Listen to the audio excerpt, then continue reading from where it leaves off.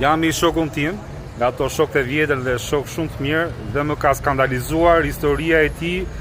në vendin fshin ku iku për të emigruar.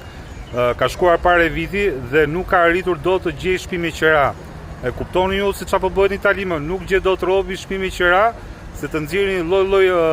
arsyesh, sill të dokument, sill të tjetrin, jo po kaq, jo po aq, dhe si përfundim edhe mbas I viti nuk ka arritur të gjejë dot shtëpi me qira.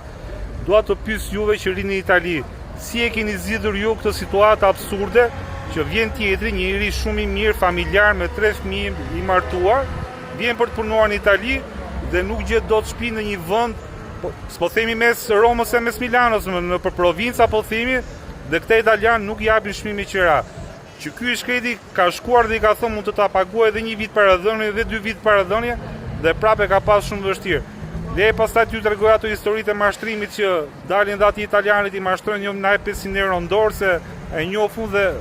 ajtë ja marrësh lekët që ke dhënë. Dua të di çfarë keni bërë ju në të tilla situatash, si e keni zgjidhur, çfarë agjencish kërkoni për shtëpia me qira, dhe si do zgjidhet ky muhabet, sepse është viti 2026 dhe është turpi I Zotit që të shkojë shqiptari dhe mos zgjidhë shtëpi me qira në Itali. Nuk e di çfarë të shtojmë me sa video, shihemi prapë.